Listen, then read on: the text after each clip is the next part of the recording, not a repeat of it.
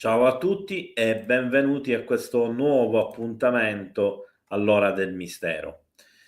Oggi andiamo a parlare di un argomento che in qualche modo è di attualità, anche se in realtà riguarda la giornata, scusate, mi si è acceso l'altro microfono, e di un anno fa, una notizia che in qualche modo va a collimare, ad accavallarsi con le questioni che stiamo vivendo in questo periodo.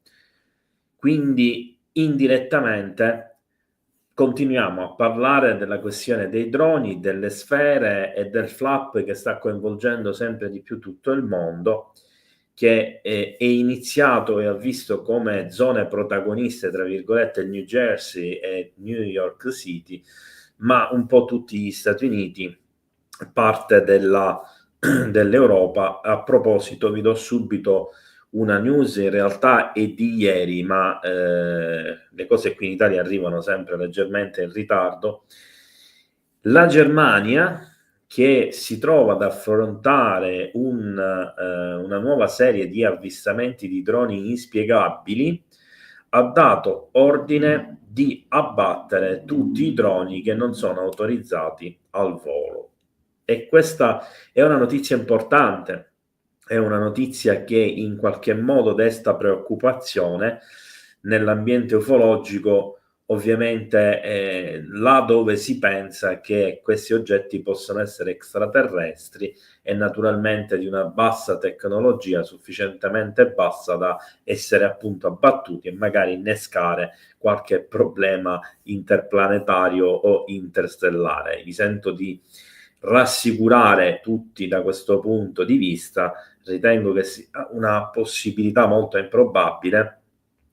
In ogni caso siamo davanti a un possibile abbattimento di quelli che realmente sono dei droni non identificati, con il forte sospetto in questo caso che ci possano essere droni nemici, tra virgolette, quindi russi e cinesi, come in questo periodo vengono considerati, piuttosto che invece quelle sfere di plasma, quegli orb, oppure quelle sfere di metallo, che è uno dei soggetti della puntata di oggi, che sostanzialmente sono costantemente presenti e forse sempre più presenti anche la sera, quando invece siamo stati abituati in quest'ultimo mese e mezzo, quasi 2 mesi, a vedere più che altro appunto orb e sfere di plasma.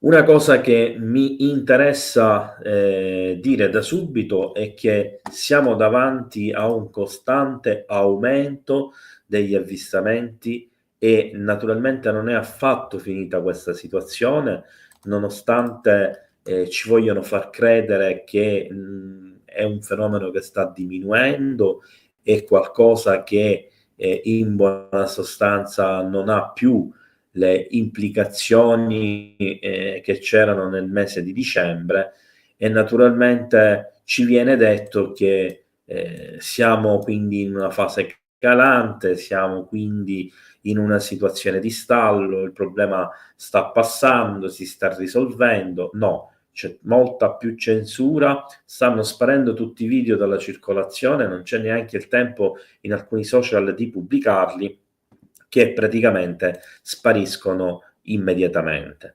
Quindi, prima di entrare nell'argomento di oggi, mi interessa farvi notare proprio direttamente dalla mappa del NUFORC la proporzione degli avvistamenti UFO, che potete constatare tutti i segnalini verdi sono avvistamenti delle ultime 24 ore. Come potete vedere sono centinaia e centinaia solo negli Stati Uniti, ma sono un po' presenti ovunque, stanno costantemente aumentando in tutte le parti del pianeta, anche se con maggiore frequenza occidentali e nelle zone dove ci sono alleati o basi americane, ma nelle grandi città appaiono un po' ovunque. Vedete, anche in Sud America, in Kenya stanno aumentando, Però mi interessa ricordarvi ancora una volta che non tutti hanno accesso all'internet, non tutti hanno gli smartphone, ci sono zone del pianeta dove la diffusione di queste due cose è ancora scarsa, come in alcune aree dell'Africa, del Sud America e del sud-est asiatico.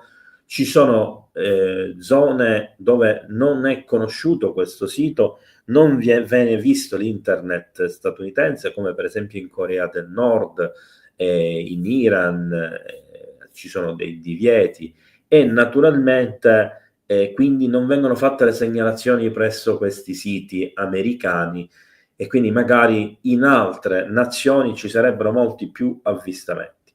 Apro e chiudo una parentesi, infatti in molti paesi del Sud America, che voi vedete qua ci sono pochissime segnalazioni, a parte la concentrazione tra Montevideo e San Paolo di Brasile, in realtà gli avvistamenti in Sud America degli ultimi 2 mesi sono almeno e non meno 10 o 20 volte quelli segnalati in questa mappa, giusto per farvi capire che non possiamo fare esclusivamente affidamento su questa tipologia di conoscenza e di mappa. Dicevo che l'argomento di oggi, che in realtà ho fissato da discutere, da spiegare, da leggere qui sul canale UFO News GL, è già da un po' di mesi che c'è, l'ho già rimandato 2 volte e va invece a collimare perfettamente con l'argomento di questo periodo, perché l'oggetto principale di studio e ricerca di questo ufologo irlandese, di questo mio collega più giovane, ha 45 anni, che da 20 anni si occupa di ufologia, ha scritto anche un libro interessante proprio sull'argomento che tratteremo questa sera, e uno, se non erro, sul paranormale, perché nasce come ricercatore del paranormale, d'altra parte come molti, me incluso. Naturalmente quindi si parla di sfere di metallo e la sua teoria vedremo che lo porta a pensare che abbiano un ruolo specifico, un ruolo importante e si comportino costantemente più o meno sempre alla stessa maniera. Quindi andiamo, intanto vi faccio vedere, allora, questo che è l'articolo principale. Scusate, allora,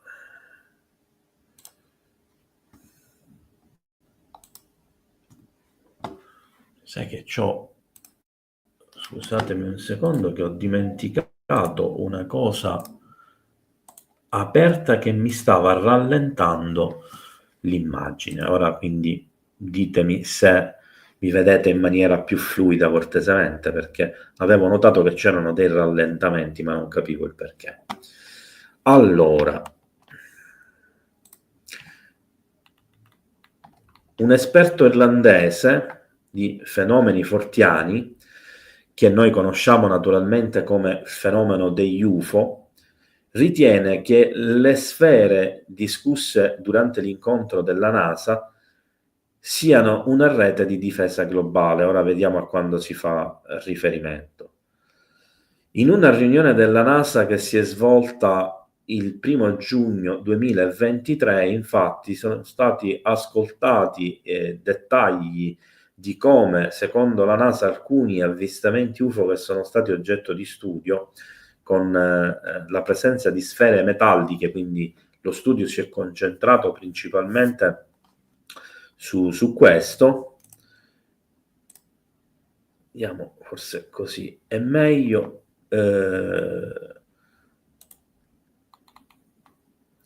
Quindi da 20 anni dicevo che studia questa tipologia di fenomeno, e grazie a alcune informazioni che sono state date dalla NASA durante questo incontro è riuscito ad elaborare, poiché si è posto delle domande, in pratica una sua teoria personale che riguarda le sfere di metallo.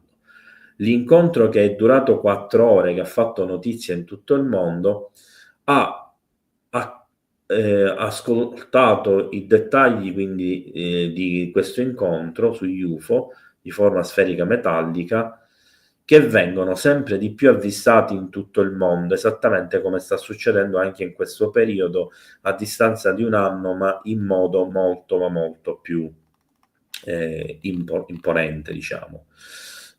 Il capo dell'Aro, ex capo dell'Aro, quello dell'epoca, quindi Sean Kirkpatrick, all'epoca c'era lui, ha ammesso durante un'udienza alla NASA che gli orb, quindi le sfere, sono stati visti fare delle manovre molto interessanti e sicuramente non spiegabili.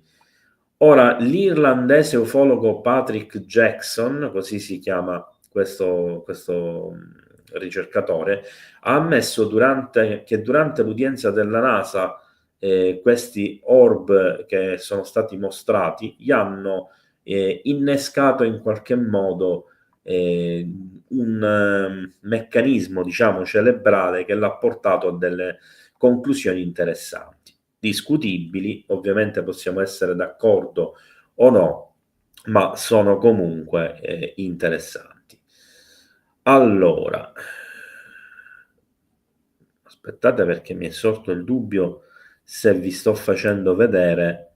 No, infatti non vi sto facendo vedere l'articolo corretto. Scusate, ma c'ho 5.000 cose aperte, quindi dicevo io che non mi sconfinferava. Eccolo qua. E quindi adesso lo metto così, no, lo metto così, ok, così lo vedete meglio. Eccolo qua, adesso ci siamo. E qui abbiamo infatti una fotografia che è stata divulgata da Jeremy Corbell, il famoso ufologo e ricercatore documentarista statunitense, il quale diciamo si è adoperato anche per mostrare diversi avvistamenti UFO fatti proprio da forze armate, forze di polizia, eccetera. Allora, mentre la maggior parte dei fenomeni anche per la NASA possono essere spiegati, una frazione però di questi fenomeni, che oscilla secondo l'ente spaziale americano tra il 2 e il 5%, è veramente inspiegabile. Questa è una statistica naturalmente molto bassa, in realtà sarebbe intorno al 12-20% oggi questa statistica. Alla riunione i funzionari, quindi della NASA, gli scienziati non hanno escluso la possibilità che tali oggetti non spiegabili possano avere un'origine extraterrestre. Anche lo stesso direttore della NASA, il capo della NASA, del dipartimento che studia gli UAP, che si chiama David Spergel, ha chiesto che la stigma, quindi la stigmatizzazione delle persone, che porta al non divulgare, al non parlare le persone di quello che sanno, di quello che hanno visto, delle loro esperienze, venisse rimossa, e quindi che gli esperti di indagine di UFO, sostenendo che sono vincolati, spesso ostacolati nel loro progresso scientifico, quindi anche all'interno della NASA. Parlando al Sunday World, il signor Jackson,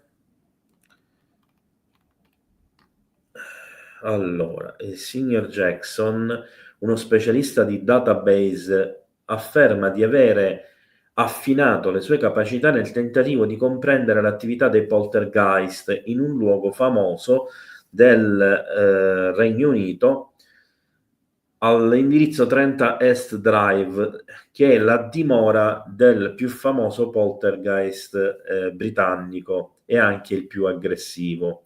Questo mi riallaccia a una domanda che mi avete fatto o nella scorsa o nella precedente live, dove praticamente mi si chiedeva se c'era una relazione tra i poltergeist e gli avvistamenti UFO. Ebbene, se lì io ho risposto che per me non c'è alcuna tipologia di correlazione tra le sfere, le piccole sfere di metallo e le piccole sfere di plasma, invece c'è una correlazione che è stata stabilita proprio tecnicamente da questo ricercatore con il fenomeno dei poltergeist. E infatti, oltre che dalle informazioni avute dalla NASA, diciamo che il suo studio su queste sfere parte proprio dalle sue ricerche sui poltergeist, dai suoi appostamenti con le webcam e quant'altro proprio presso questa ed altre strutture, da dove avrebbe cominciato a raccogliere del materiale che poi l'ha portato anche a cercare di capire cosa erano queste sfere e cosa potevano servire e via discorrendo. E dice: ho osservato sfere d'argento che volavano intorno alla casa, droni, li definisce lui, delle dimensioni di palline da tennis controllati in modo intelligente. Parliamo di sfere sempre. Come biglie che rimbalzavano sui muri, colpendomi addirittura in faccia. I modelli di comportamento osservati, continua a dire, nell'edificio non erano affatto di tipo umano, ma meccanico. Ho visto queste sfere ovunque, il comportamento di volo era insolito, ripetevano gli stessi modelli e processi. E ancora un'incredibile manifestazione da guardare. Ho tutti questi video. Oggigiorno ho capito come attivarli e perché il sistema funziona in quel modo, così dice Patrick, che è questo che vedete in questa fotografia di purtroppo bassa qualità, evidentemente non ama fotografarsi. La teoria dell'irlandese, quindi del ricercatore e dell'ufologo, include l'idea che l'attività dei poltergeist sia in effetti una radiazione emessa da queste sfere. In pratica è un fenomeno paranormale che non c'entrerebbe nulla con le presenze spiritiche, gli ectoplasmi e quindi la categoria paranormale più stretta, esclude i fantasmi che sono una cosa a parte, ma sarebbe il risultato delle radiazioni e dell'elettromagnetismo emesso da queste sfere. E qui devo aprire e chiudere una parentesi. Durante sia gli esperimenti che gli eventi di Canneto di Caronia in Sicilia, quando c'erano tutti gli avvistamenti di UFO, ci furono delle abduction, ci furono diverse centinaia, addirittura la stima esatta si aggira intorno ai 1600 fuochi spontanei che si accesero, la stragrande maggioranza a metallo o stoffe. E uno dei fenomeni più diffusi e di cui si conosce meno, che è stato tenuto più nascosto, è proprio quello delle sfere metalliche, le quali venivano viste dagli abitanti di Canneto di Caronia e mentre passavano riscaldavano tutto quello che stava vicino, causando addirittura la fuoriuscita di fumo dalla terra che veniva surriscaldata dal calore emesso e dalle radiazioni emesse da queste sfere, e che quindi possano essere all'origine di quei fenomeni come dei fenomeni dei poltergeist. E vi dirò di più: una delle prime investigazioni, delle più lunghe investigazioni fatte a Canneto di Caronia, fu proprio quella delle indagini sul paranormale, che coinvolsero 2 sacerdoti esorcisti e per circa 15 giorni coinvolsero persino il famosissimo padre Amort, che era praticamente l'esorcista capo, tra virgolette, il più famoso al mondo, proprio perché le manifestazioni che erano presenti lì le lasciavano presagire, pensare a manifestazioni demoniache che poi si trasformarono in manifestazioni paranormali e infine con molta probabilità erano ascrivibili proprio al fenomeno delle sfere, che io in questo contesto separo almeno in parte dal fenomeno UFO. Un'azione simile a quella di Spaventapasseri, progettata per allontanare le persone dalle emissioni. Potresti sentire, dice, una porta sbattere in un'altra parte della casa. Questa azione è progettata per allontanare le persone. Più una persona è lontana, più è sicura. Quindi sarebbe un sistema per proteggere noi. Cioè, fanno spaventare compiendo determinate azioni per farti allontanare in un momento in cui loro sono presenti per qualche ragione sul posto. Le persone si sentono male o svengono quando indagano su questo fenomeno. Non è il risultato di persone morte, quindi presenza di defunti, ma di esplosioni di radiazioni. Sebbene questo possa sembrare folle ad alcuni, il lavoro di Patrick ha attirato l'attenzione di importanti scienziati di tutto il mondo, tra cui il professore Gary Nolan, che tutti conosciamo per diciamo il suo lavoro di divulgazione a livello ufologico della Stanford University, che è uno dei più importanti scienziati del momento negli Stati Uniti ed è anche uno dei più importanti medici della mente di tutto il mondo, scienziati della mente di tutto il mondo. Il pilota dell'aeronautica militare statunitense Joe Albrecht afferma che la ricerca di Patrick è a livello mai visto prima. Patrick spiega ulteriormente come funzionano queste sfere UFO. Ora vi faccio vedere anche questo pilota che si è interessato all'argomento, però prima mi interessa mostrarvi questa immagine che sostanzialmente mostra un triangolo formato da sfere con una sfera al centro. Ora, se andiamo, e dopo ve lo mostro, a fare una ricerca e a vedere come si posizionano le sfere nell'aria, ma anche gli orbi e anche i plasmoidi, molto spesso assumono una formazione a triangolo, tanto da farci venire il dubbio che non si tratti di un triangolo invisibile di cui noi vediamo soltanto le parti energetiche sviluppate dai propulsori.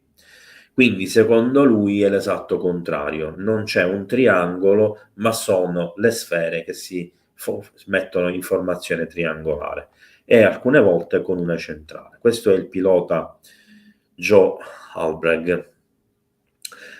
Le sfere di tipo 3, perché le categorizza in 3 tipologie, si trovano negli edifici e operano a 5-10 miglia di distanza, in linea e cluster attorno alla topologia ambientale.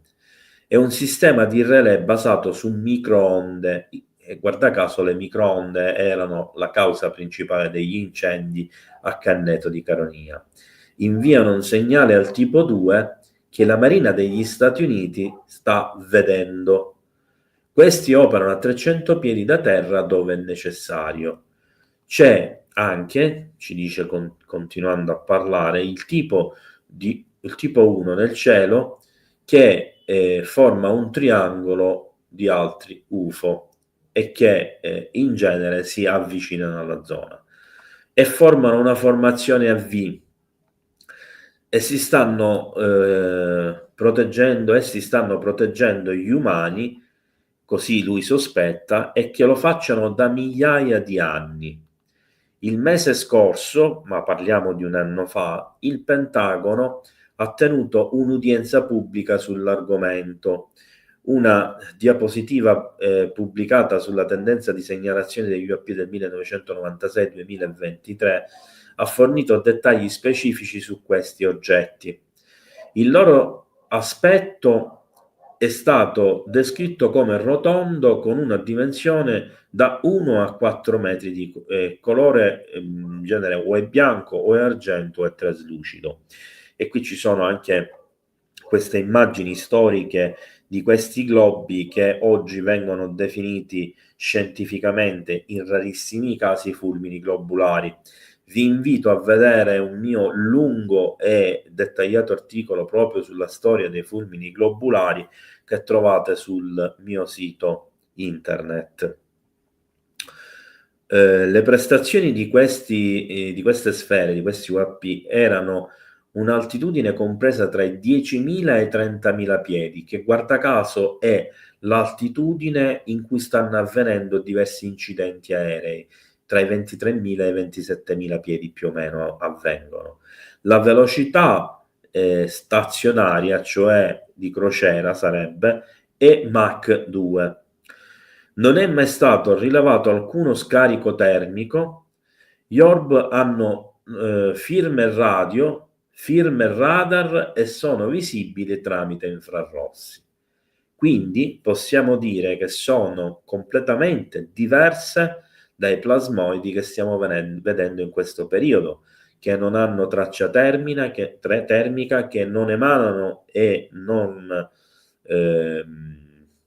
ricevono onde radio di alcun tipo, che volano oltre i 30.000 piedi, che volano molto basso, ma non arrivano quasi mai ad altezza d'uomo, che sono luminosi e non di metallo o bianchi, che non sono visibili ai radar e che non sono neanche visibili agli infrarossi.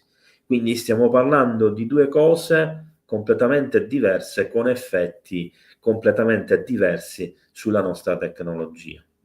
Poi dice, gli è stato detto che sono 3 anni avanti rispetto alla comunità di intelligence. Quando il bersaglio è in alto, gli orb formano una V. Quando sono in triangolo piatto, il bersaglio è in basso. In pratica, questa affermazione indica che rispetto alla sua ricerca i servizi segreti non erano ancora arrivati alle sue stesse conclusioni e quindi probabilmente questa sua ricerca, se è stata tenuta in considerazione o verrà tenuta in considerazione, diventerebbe una fonte di studio e ricerca da parte dei servizi segreti. Poi dice, vedi ancora e ancora, il tipo 2 è stato visto su Mosul nell'esercito statunitense, hanno sorvolato il giubileo della regina, di cui c'è un video, hanno tutti lo stesso comportamento di volo, velocità ipersoniche, si fermano, restano nello stesso posto per 10 minuti, funzionano come satelliti al contrario. Le persone svengono nelle case infestate a causa delle radiazioni che queste cose emettono. In realtà è una rete di difesa globale che intercetta minacce spaziali che vanno dai meteoriti ad altra tipologia di minaccia. Li vedi come triangoli nel cielo, nella stessa posizione, finché non hanno bisogno di cambiare configurazione. Intercettano tutte le minacce, dice Patrick.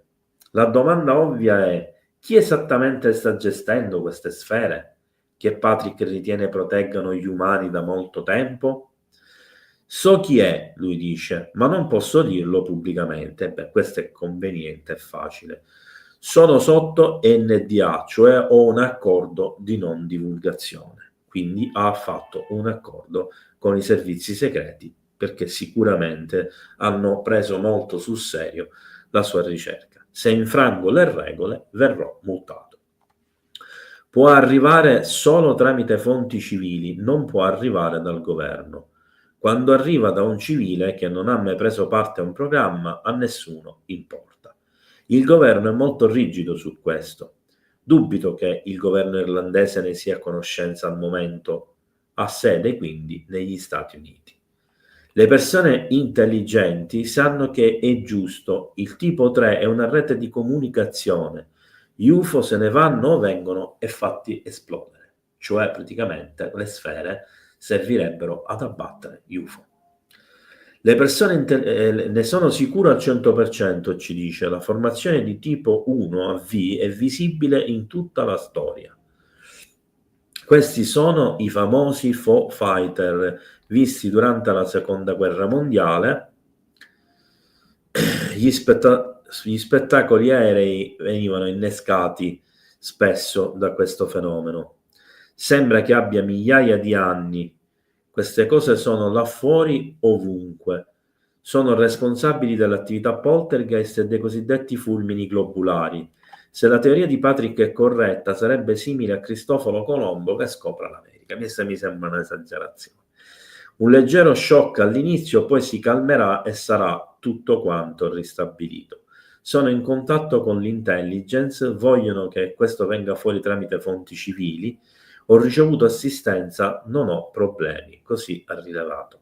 Avete capito cosa ha detto? Che lui è in contatto con l'intelligence e che vogliono che questa storia venga fuori tramite fonti civili, parlando della storia delle sfere che ci proteggono dagli UFO. I militari hanno letto il mio lavoro e hanno detto sì. La mia famiglia lo sa. Gli orb circondano altri UFO e li disattivano. Questo è ciò che sta vedendo la Marina degli Stati Uniti. Funzionano come triangoli e si riconfigurano. Vi ricordate il volo MH370 della Malaysian Airways? Andatevi a vedere il video che è presente qui sul canale, dove ci sono proprio 3 di queste sfere che formano un triangolo intorno all'aereo e letteralmente lo fanno sparire. Si tratta di video, uno di carattere satellitare, di un satellite spia della CIA che è trapelato, e l'altro che è trapelato è un video fatto da un drone che era un drone militare, un drone spia militare statunitense che stava volando a sud nell'Oceano Indiano. L'intelligence degli Stati Uniti ne è ben consapevole. A proposito, questa è sicuramente una buona notizia, ecco perché è arrivata così lontana al Congresso. Cioè lui sostiene che il Congresso è informato di questa cosa. Stiamo pompando emissioni nello spazio, veniamo quindi rilevati. Queste cose sono costrette ad agire. Sai che un'immagine UFO è legittima quando vedi le sfere? È come un processo di verifica. Il corpo umano ha un sistema immunitario che elimina i virus, questo è come un sistema immunitario per il pianeta, funziona dalle fondamenta, dalla sua architettura e non sono stati creati da noi. Così ha concluso Patrick, senza dirci però chi alla fine avrebbe in qualche modo,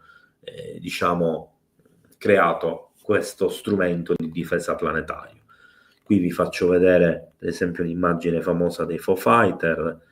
Qui è una fotografia delle sfere di plasma dei primi, credo, di dicembre, che è stata aggiunta quindi recentemente. Allora, prima di proseguire oltre, naturalmente, ok, quindi era un problema, grazie Bruno, ti ho letto solo ora, era un problema mi ero dimenticato una cosa aperta che evidentemente rallentava il video. E quindi adesso mi interessa fondamentalmente anche segnalare un'altra cosa, un altro trafiletto, vediamo se lo riesco ad aprire, che riguarda sempre la stessa storia e si trova su Reddit. Un utente che ha praticamente studiato le ricerche di questo Patrick, questo irlandese, ha scritto diverse cose su Reddit, dove l'ufologia statunitense è molto attiva. Uno di questi scritti mi interessa leggervelo perché parla della situazione attuale in quella chiave di lettura e ci espone la sua teoria sugli orbs, ricordandovi che, come ha detto Ashley nella precedente intervista qualche live fa, loro distinguono le sfere di plasma dagli orb, in quanto i primi per loro sono naturali, energetici e non senzienti, i secondi sono artificiali, molto senzienti, molto intelligenti e mutaforma e luminosi e vogliono comunicare. La teoria Orb sistema di difesa planetaria degli NHI, che sarebbero i droni, NHI, droni, sarebbero i droni ad altissima tecnologia, aerei militari segreti, eccetera, degli Stati Uniti, non possono ammettere siano la loro causa della tensione con Russia e Cina. Ecco cosa penso che stia succedendo. Gli OBS sono una sorta di sistema di difesa planetario che tiene lontano le minacce esterne, così come le minacce nucleari. Vi ricordate che dall'inizio di tutta questa storia circolavano tutte quelle notizie sul nucleare? Ah, ma come mai si trovano anche sulle basi in Europa? Ah, ma come mai si trovano sulle basi del Regno Unito? Ah, ma come mai non sono in Russia e in Cina? Ah, ma come mai è possibile che i droni stiano cercando l'energia nucleare, le radiazioni, eccetera, eccetera? Perfetto. Sono stati costruiti da una fazione di NHI che odia davvero quando ci lanciamo bombe a vicenda, cioè contro la guerra che ci facciamo.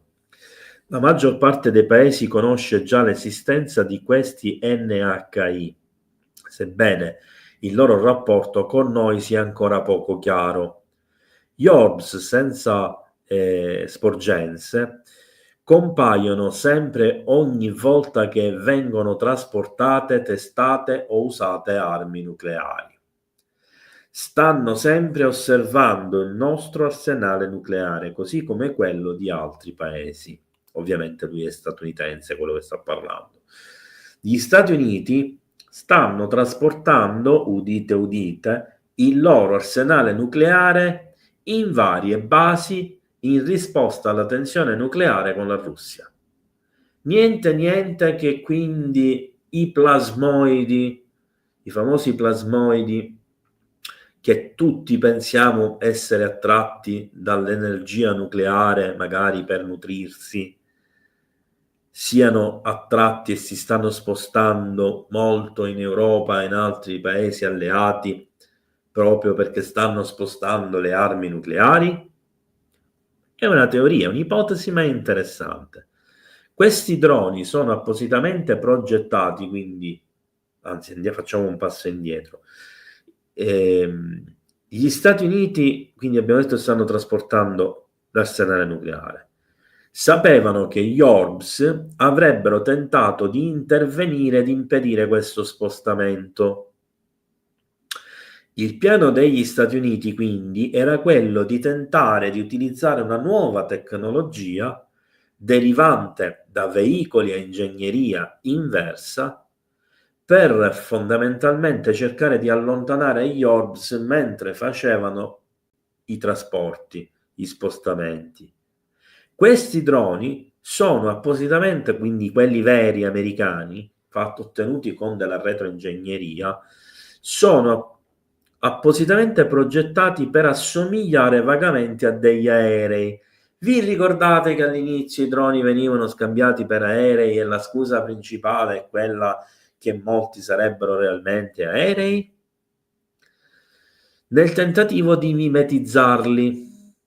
I droni non sono però avanzati come i velivoli NHI, nonostante siano stati ottenuti da retroingegneria, ma utilizzano un qualche tipo di sistema propulsivo comunque esotico, fonte di energia che consente loro di tenere il passo con gli orb, cioè di avere maggiori prestazioni, una maggiore efficienza e possono rimanere in aria per molto più tempo. Vedete che con questa spiegazione stiamo spiegando un po' di robette, o almeno lo facciamo in linea teorica. Il governo degli Stati Uniti non vuole riconoscere che questi droni sono nostri, perché stanno anche usando questa nuova tecnologia per tenere d'occhio la Russia e la Cina. Ammetterlo quindi significherebbe ammettere a Cina e Russia che stanno violando il loro spazio aereo per guardare le loro mosse sul loro territorio, in pratica li stanno spiando. Gli Stati Uniti non hanno, è uno statunitense a dirlo, attenzione, gli Stati Uniti non hanno davvero altra scelta che fingere di non sapere, perché ammettere che questi droni sono americani aumenterà senza dubbio ulteriormente la tensione con la Russia e la Cina, che in questo momento di certo non vogliono bene agli Stati Uniti. Tutti questi paesi possiedono una tecnologia esotica derivata da NHI, quindi anche la Russia e la Cina hanno tecnologia ottenuta da retroingegneria e nessuno di loro, nessuno dei tre paesi, vuole che gli altri sappiano le cose proprie, quindi che siano spiati. Ritengo che questo articolo è sicuramente, questa opinione è sicuramente molto interessante. Infine vi voglio mostrare, allora, l'ultima cosa, andiamo sul mio profilo X, ok, e scendendo qui ho messo alcuni post che mi sono andato a vedere e naturalmente anche per mostrarli a voi di Patrick Jackson. Questa fotografia che state vedendo con un orbs all'interno di una casa è una foto scattata dentro una delle strutture. Vediamo se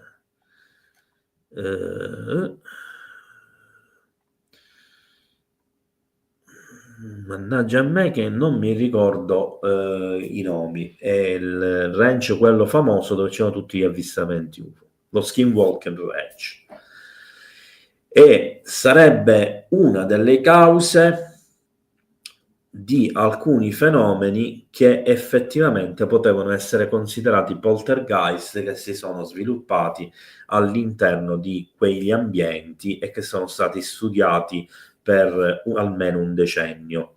Ovviamente questi sono la punta di un iceberg, perché lì c'erano tutta una serie di altri fenomeni alle quali voglio dedicare una o più live. Queste sono delle foto ovviamente lavorate e quindi dopo le analisi sono state studiate eccetera, sempre da Patrick da Jackson, il quale ha verificato come in effetti in molti casi in presenza di fenomeni di poltergeist nei luoghi che stava studiando si vedevano queste sfere sempre o quasi sempre in formazione triangolare e associate ad una sfera singola che a volte si andava a piazzare al centro delle tre o a volte si manteneva a distanza ed era un po' più grande, come a dare delle direttive. Qui abbiamo altri esempi sempre suoi e naturalmente nel suo profilo X di questi ce ne sono veramente tanti. Quindi spero che questo sia stato un argomento di vostro interesse. Andiamo alle domande. Vedo che oggi ce ne sono pochine domande, quindi datevi da fare che abbiamo ancora un poco di tempo. Allora, domanda di GBN. La NASA che questi oggetti arrivano da Proxima B è vero? No, non è vero. Ci ho fatto anche un video in cui spiego che non è vero e se non ricordo male me l'hai anche commentato. Quindi ti riconfermo quello che ho detto in quel video. È una fake news che è stata creata da arte e che è stata lanciata da prima un canale YouTube statunitense e poi dal canale YouTube corrispettivo in italiano.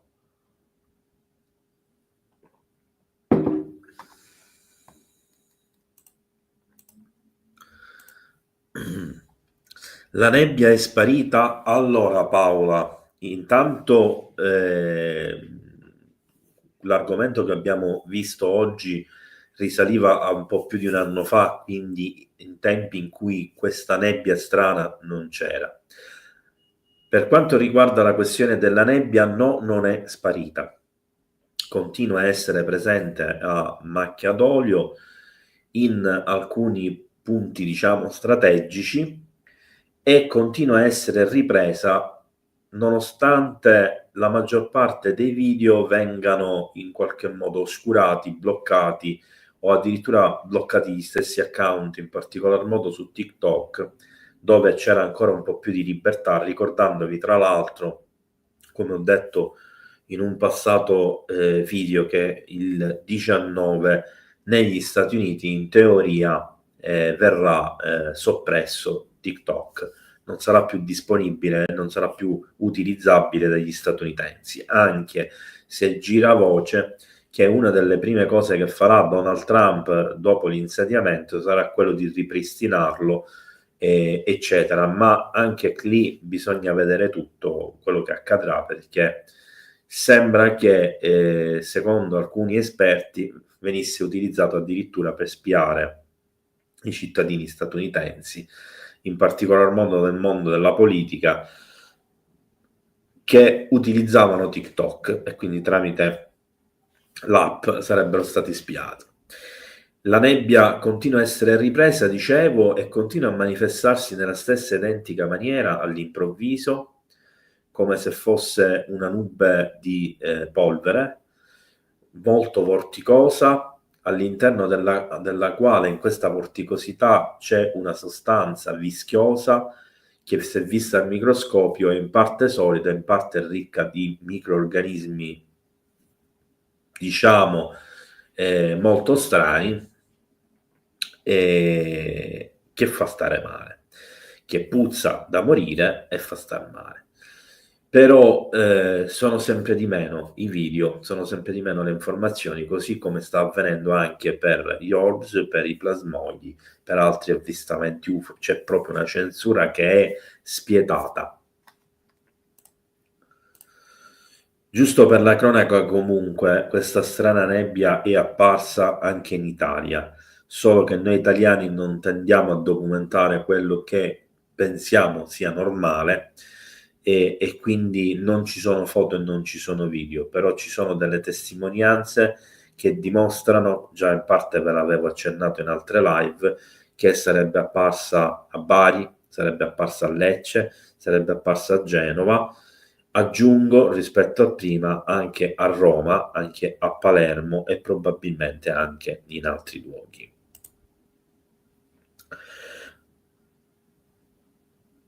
Allora, Gianz, questa è una domanda molto interessante, ma alla quale io non ti posso rispondere. Ti dirò di più, è una domanda alla quale neanche il governo degli Stati Uniti sa rispondere.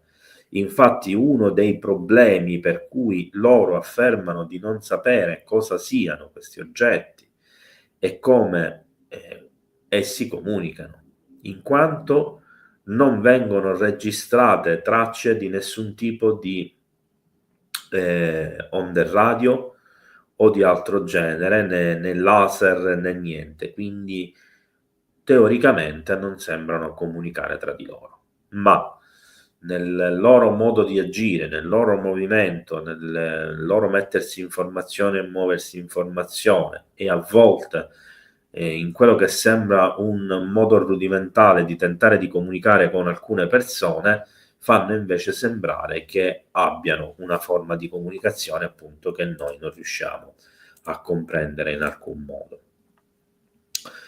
Jungle.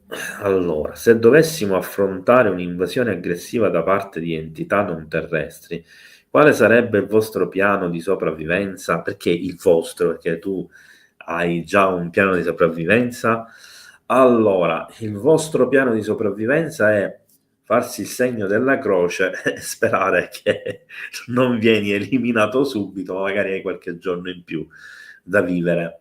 Allora, scherzi a parte, ironia a parte, esistono, e ne ho parlato in diverse occasioni, dei libri che sono stati chiesti proprio dal Pentagono e sono stati incaricati diversi docenti universitari per effettuare delle ricerche e scrivere questi testi, uno dei quali ho qui in casa, dove si è dato l'incarico di pensare a come si sarebbe eventualmente svolta un'invasione, un attacco extraterrestre, quali tipologie di tecnologie e di quanto avanzate rispetto alla nostra, come avremmo potuto difenderci e reagire e come saremmo riusciti a sopravvivere o eventualmente addirittura a vincere come nei film di fantascienza.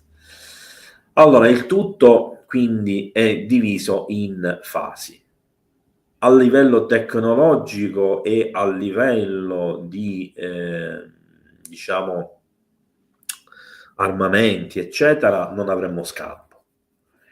Anche se ad attaccare fosse una civiltà semplicemente con una tecnologia più avanti della nostra di 50 anni o 100 anni. Figuriamoci di più.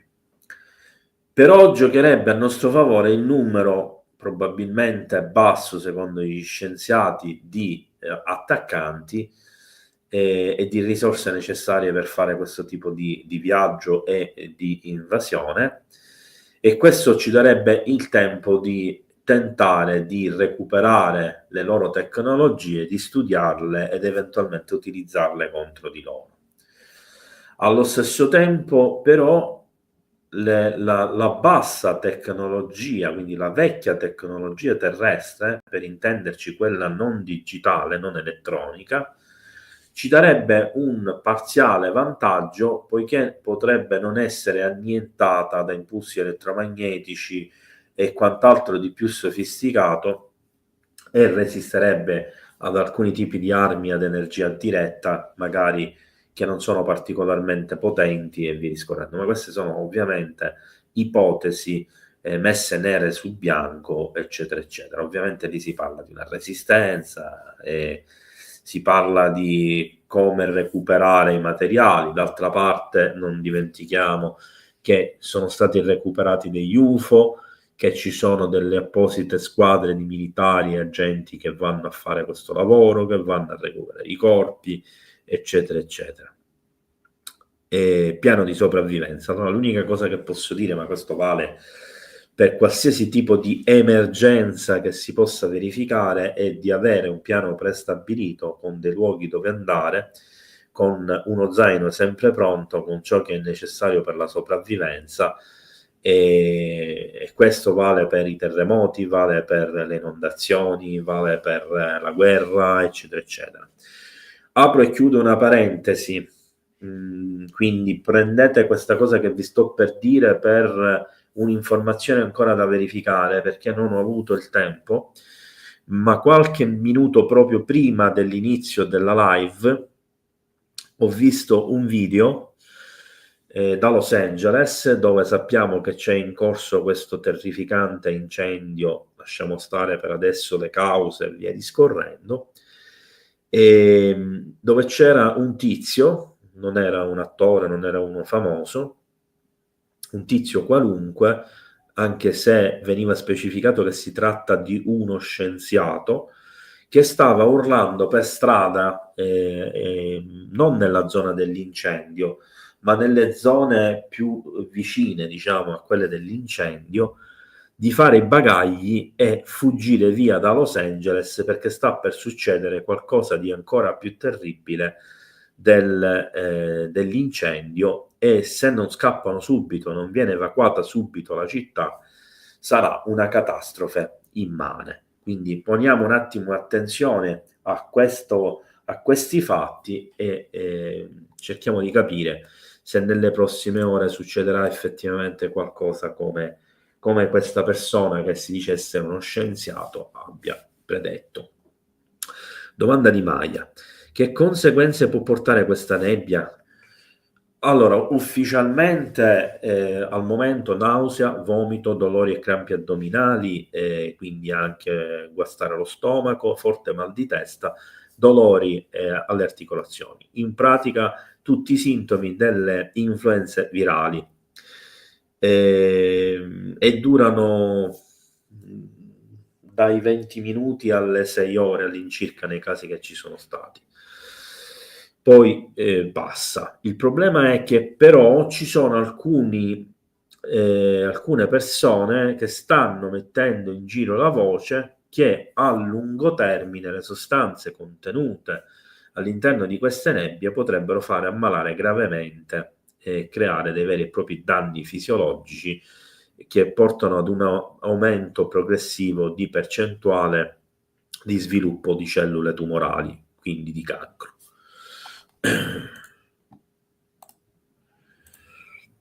Domanda di Gianluca: ma allora ci sono sfere di plasma fatte dall'uomo e sfere di plasma, diciamo, originali?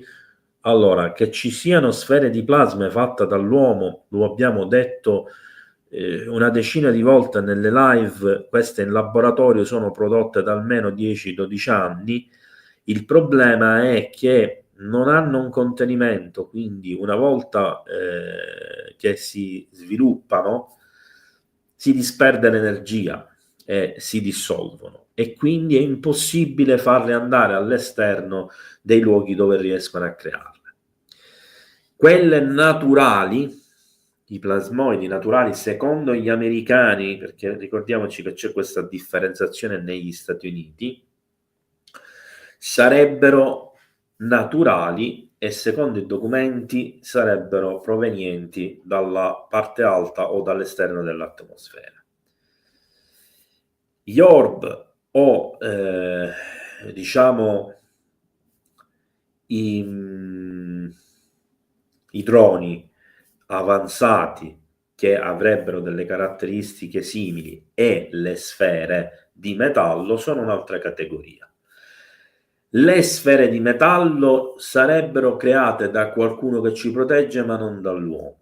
I droni avanzati, secondo alcune teorie, sono extraterrestri, secondo altre teorie sono terrestri e americani, o cinesi e russi, ma principalmente americani. Oppure, nel caso degli orb, sarebbero delle entità artificiali senzienti provenienti da altri luoghi, quindi extraterrestri.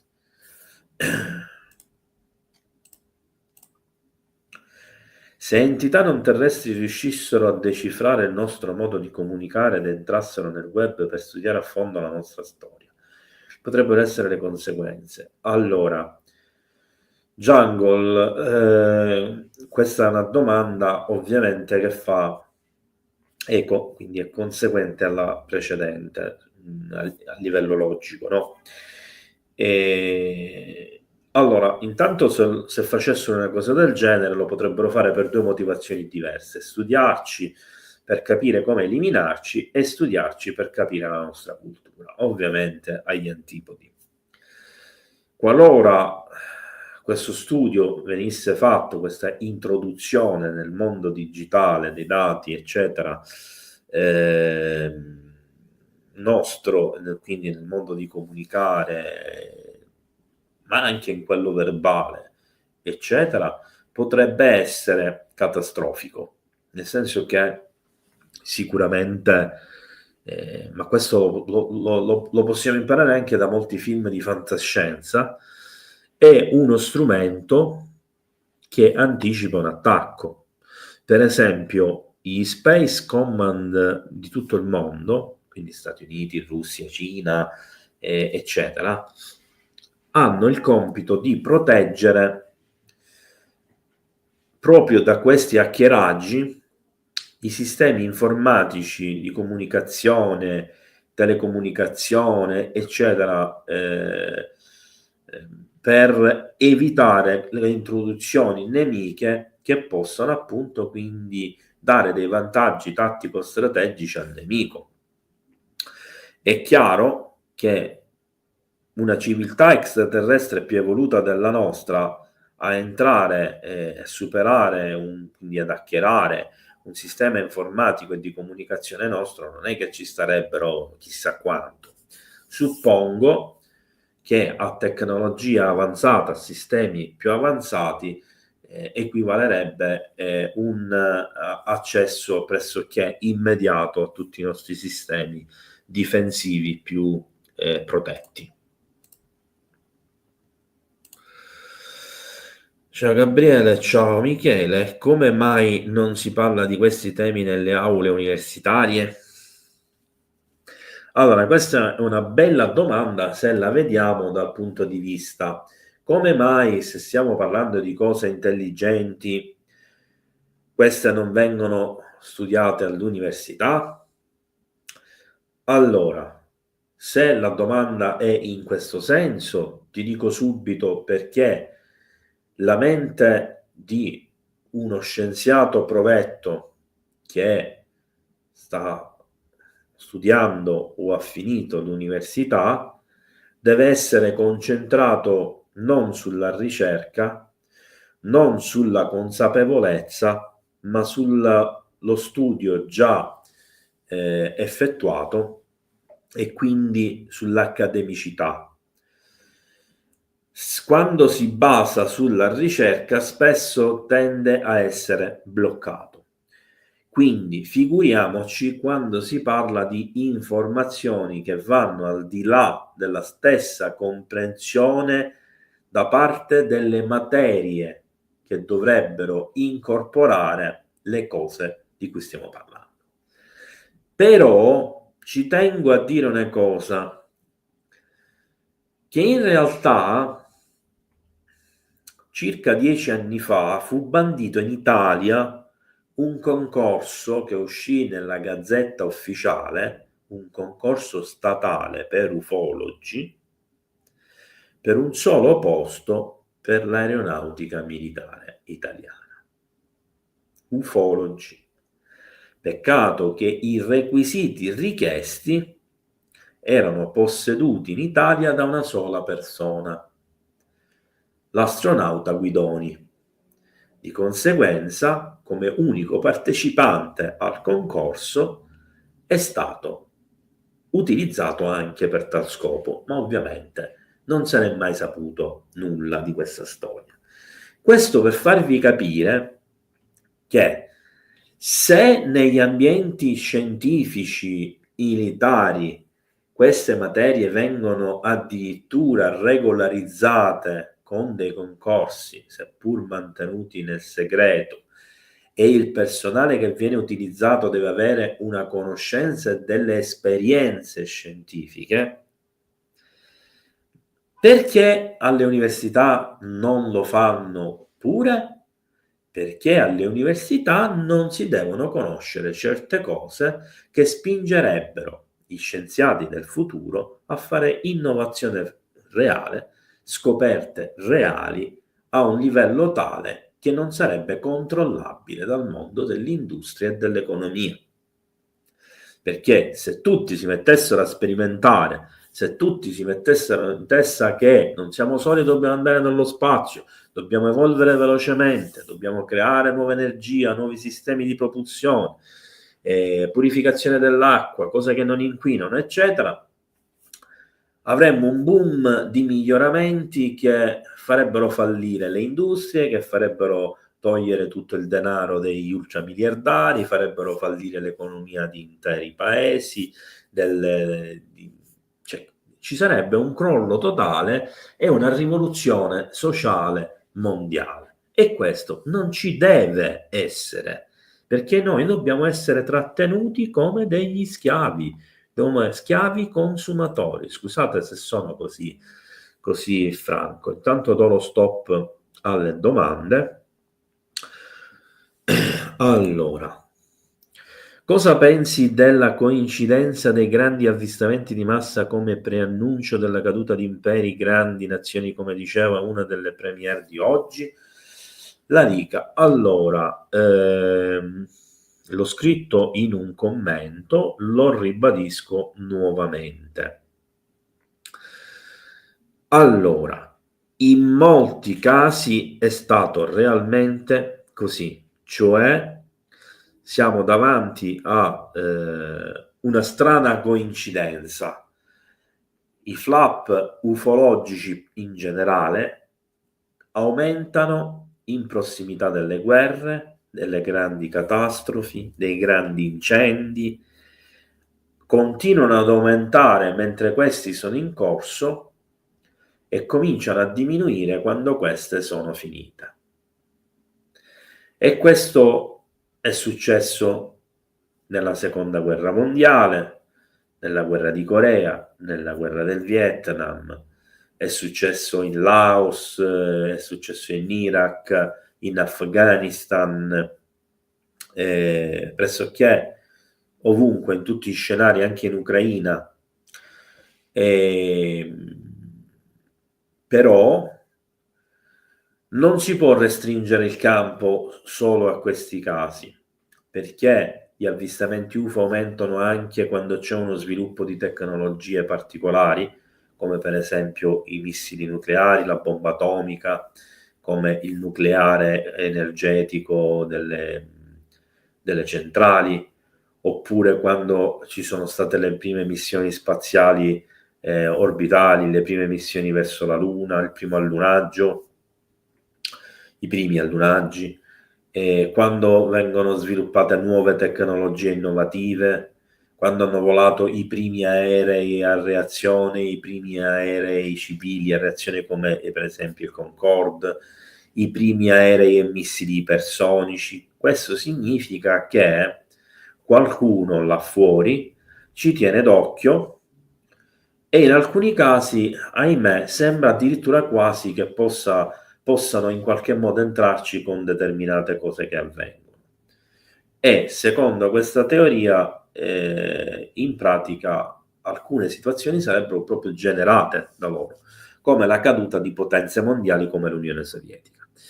Apro e chiudo una parentesi, perché lì poi ci sarebbe da dire veramente un pandemonio di roba, ed entriamo in questioni di geopolitica, di storia, eccetera, che sicuramente sono affascinanti, ma magari non solo non interessano a voi come pubblico, diciamo, più interessato all'ufologia, alla scienza, al paranormale, eccetera, eccetera, ma richiederebbero parecchio tempo di esposizione.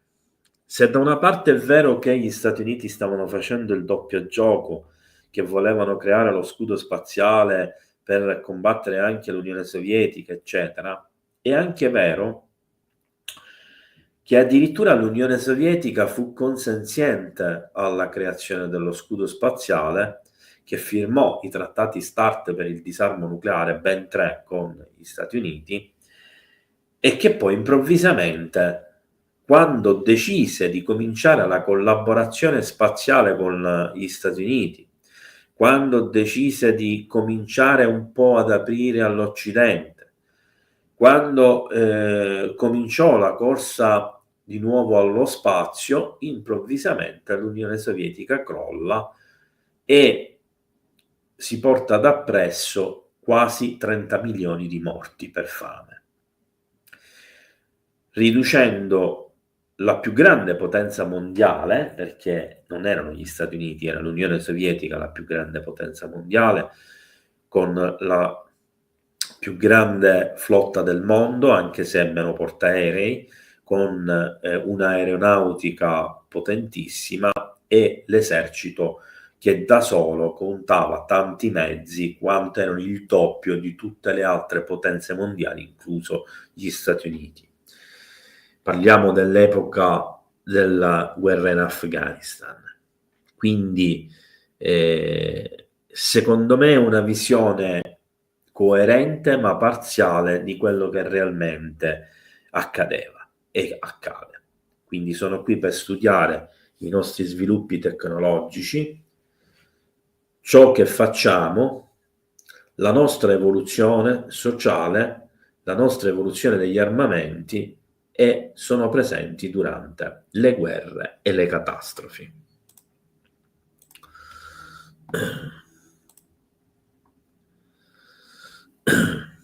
Ipotesi fantascientifica: e se la nebbia servisse per seminare nuovi ipotetici soldati? Wood Garage. In che senso seminare nuovi ipotetici soldati? Forse intendi che le persone contagiate dalla nebbia possano diventare, diciamo, dei attivabili in un contesto futuro da chi c'è dietro alla nebbia, perché direi che per quanto non sia impossibile, non lo reputo molto plausibile. Però non è molto chiara questa domanda. Alba, buonasera Gabriele, buonasera Alba.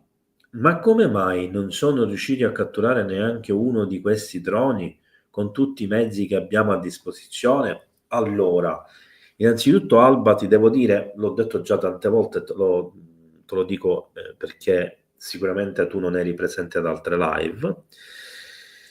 Hanno provato ad abbatterli all'inizio, soprattutto nelle basi militari, e non ci sono riusciti con nessuna delle tecnologie sviluppate appositamente per abbattere i droni. Quindi ci hanno provato. Hanno provato ad avvicinarsi ai droni con elicotteri e caccia militari, e il risultato è stato un inseguimento in cui i piloti hanno avuto paura e sono dovuti andare via. Inoltre, le capacità elettromagnetiche di questi droni, se li vogliamo continuare a chiamare droni, sarebbero tali da disabilitare qualsiasi apparecchiatura elettronica che si avvicina troppo. Quindi vediamo droni che precipitano perché entrano nel raggio d'azione elettromagnetico di queste sfere, aerei che rischiano di precipitare, qualcuno probabilmente ha avuto anche delle avarie realmente. Quindi che siano extraterrestri, i droni sempre sto parlando, o tecnologia retroingegnerizzata umana, sono comunque troppo avanzati per essere abbattuti con le tecnologie di cui siamo a conoscenza. Un'altra possibilità è che i droni, che ribadisco vengono utilizzati per studiare gli orbs, i plasmoidi, eccetera, siano degli americani stessi, e quindi non avrebbe senso abbatterli. Jerry, cosa ne pensi? Saremo fatti fuori proprio senza mezzi termini? Spero di no, credo di no. Ma non sappiamo praticamente assolutamente nulla di certo su quello che realmente sta accadendo. Spero che tra qualche giorno, come promesso da molti, riusciremo a saperlo. Arianna, il 7 di gennaio 2025 siamo stati in tanti a sperimentare un qualcosa di particolare. Durante la notte, sudorazione eccessiva, panico, e alcuni hanno sentito rumori all'interno della propria abitazione. Allora, Arianna, io credo che non sia una cosa localizzata solo al 7 di gennaio, ma più o meno dal 5 al 9 di gennaio ci sono state molte persone che hanno sperimentato durante la notte stati d'ansia, forte insonnia, tachicardia, strane sensazioni e malesseri più generali, comunque non fisiologici. E poi qualcuno magari può anche aver sentito rumori, eccetera. Ora, questo può essere imputabile a diversi fattori. Non credo, è molto improbabile direi, che ci siano stati alieni nelle nostre case o entità o presenze nelle nostre case.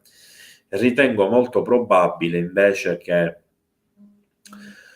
il vivere una situazione magari un po' angosciante in un periodo un po' stressante, dove già partivamo con una certa mancanza di sonno per le nottate fatte, le mangiate eccessive, la cattiva digestione, alle cattive notizie che arrivano dal mondo, lo stato di tensione globale col rischio di guerra nucleare, eccetera, eccetera, possono essere all'origine di questi stati d'ansia, di questa insonnia e di tutta una serie di problematiche che, ahimè, sono giustificatissime, perché è normale che se uno comincia a pensare, ma non coscientemente, inconsciamente, a tutte queste problematiche, di certo non ti viene da dormire, di certo ti viene una tachicardia, di certo ti viene il nervosismo, sono tutte cose che portano all'insonnia.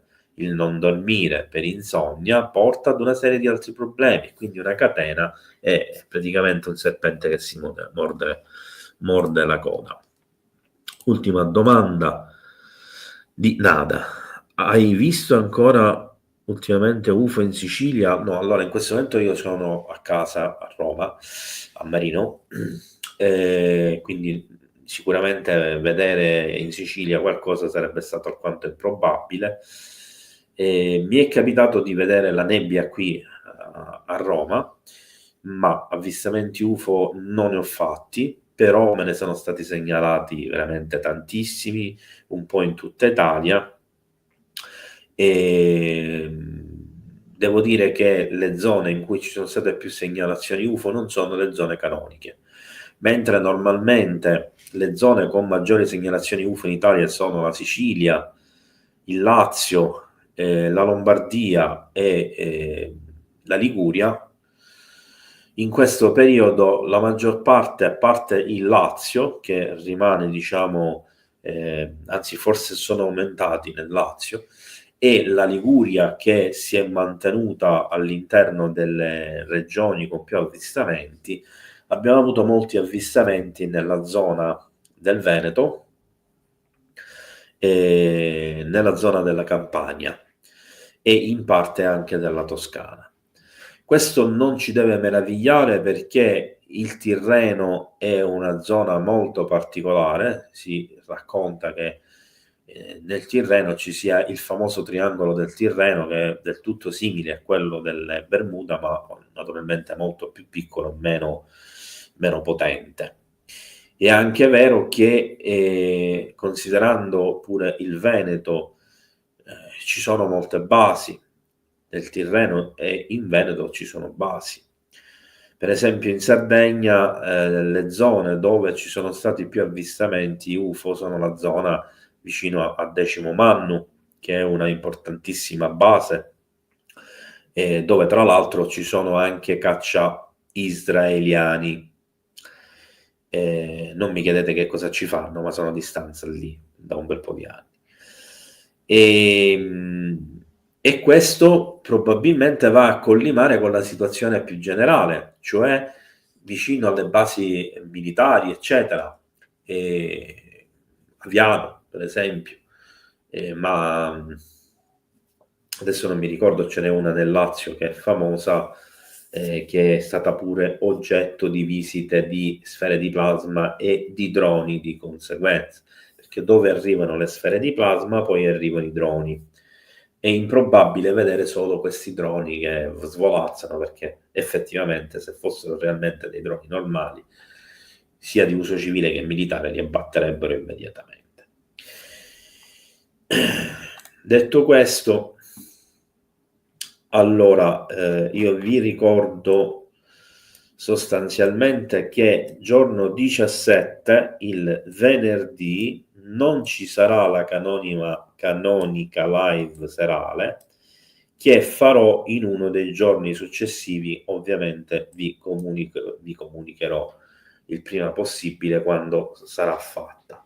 Le altre in programma rimangono sostanzialmente per come sono scritte, quindi salvo imprevisti, se non erro ci sarà una puntata il 21 e poi ci saranno le puntate dell'Ora del Mistero con tutti gli aggiornamenti del caso che cercherò di farvi se possibile giorno per giorno. Grazie di essere stati qui con me ancora una volta in live. Vi ricordo il like, vi ricordo per chi è nuovo e non si è ancora iscritto di iscriversi al canale e di attivare il campanello. Naturalmente vi auguro buona cena visto l'orario, una buona serata, un ringraziamento anche ai moderatori, e quindi a parte Stefano che mi pare che non c'è, probabilmente che era al lavoro, gli altri sono tutti presenti, quindi un ringraziamento a Franco, a Bruno e ad Agata e Stefania. Grazie anche a tutti voi per la vostra partecipazione. Ciao a tutti, buona serata.